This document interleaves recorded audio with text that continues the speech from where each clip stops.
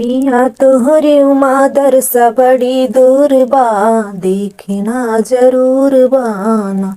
पिया तोहरे उमादर सा बड़ी दूर बा, देखना जरूर बाना। अपने ससुर की कमाई तोहरे पढ़ाई में लगाई, अपने ससुर की कमाई तोहरे पढ़ाई में लगाए। पिया पढ़ने लिखने में बड़ा बेसहुर बा, देखना जरूर बाना।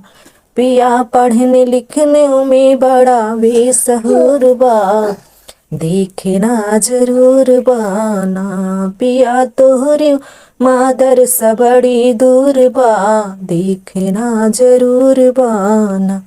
अपने जेठ की कमाई तोहरे शान शौकत में लगाए, अपने जेठ की कमाई तोहरे शान शौकत में लगाए। पिया पहनने ओढ़ने में बड़ा बेसहुर बा, देखना जरूर बाना।